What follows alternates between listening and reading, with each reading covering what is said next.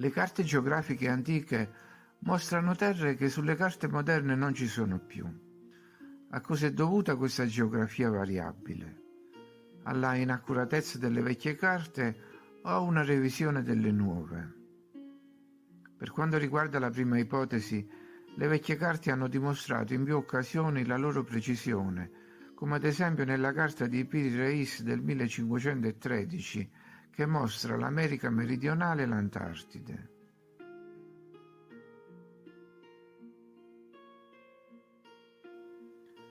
Altre carte mostrano invece terre scomparse dalle cartine attuali, quella di Gerardo Mercatore e quella di Urbano Monti. Che fine hanno fatto quelle terre? Sono affondate o sono ancora là dove erano, solo che non se ne può più parlare? Del fatto che ci fossero altre terre però si è sempre saputo. Iperborea e Atlantide sono gli esempi classici. Perché gli studiosi di una volta avrebbero dovuto mentire? I loro ricordi erano più chiari e precisi dei nostri e potevano ancora ricostruire le storie sui luoghi e le origini della razza umana sulla base di documenti più vicini a loro nel tempo. Quindi resta la seconda ipotesi, e cioè che alcune terre siano state omesse.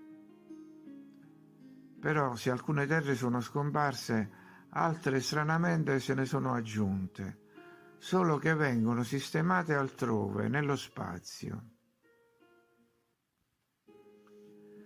La descrizione dello spazio esterno si è estesa a dismisura e, nel caso non fosse bastato, è stato anche integrato da improbabili colonie spaziali. Contemporaneamente si è cominciato a parlare di terraformazione di quegli spazi e si è cominciato a delineare lo schema di un nuovo inizio per l'umanità, dopo le catastrofi che porteranno alla fine del mondo in cui viviamo. Gli elementi di questo modello della fine del mondo sono quasi sempre gli stessi e ricalcano grossomodo la storia dell'Arca di Noè. Terre distrutte da catastrofi, colonizzazione di nuove terre, sopravvivenza delle élite che rinnovano in questo modo il loro potere.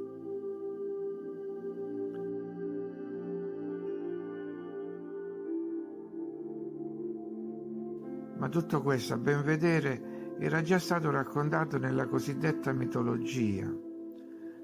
Guerra fra gli dei titani per il controllo di Iperborea, fuga di una parte di loro, i semidei giganti, colonizzazione del nord Europa, la Russia in particolare, e poi la Grecia, il cui clima era simile a quello della madrepatria.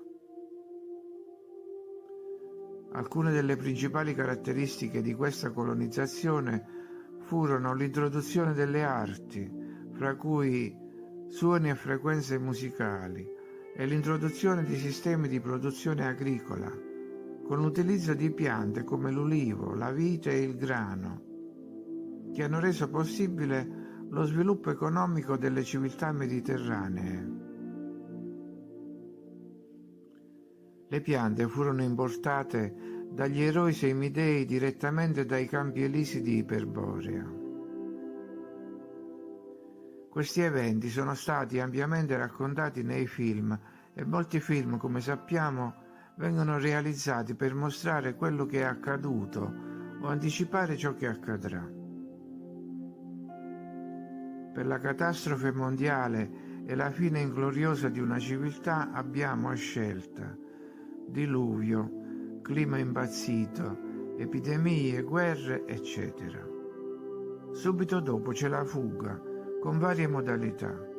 Astronavi verso ipotetiche stazioni spaziali o arche che attraversano il muro di ghiaccio e arrivano al nuovo paradiso.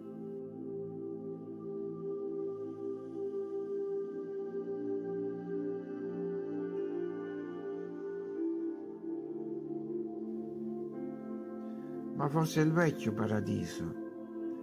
Nel film Elysium, infatti, si allude ai campi elisi di Iperborea, anche se la stazione di arrivo è collocata nello spazio. È un espediente per spostare l'attenzione dai luoghi reali, ma dando comunque una informazione attendibile. È il loro modo di divertirsi.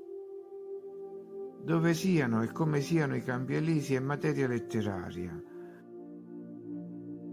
Forse, dopo la guerra degli dei, quelle terre erano ridotte male, forse erano anche radioattive, ma ora sono di nuovo pronte per accogliere le élite.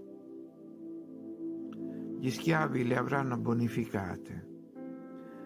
Naturalmente non è una destinazione per gente comune, al massimo sarà ammesso chi si è particolarmente distinto nel provocare la fine di questo mondo.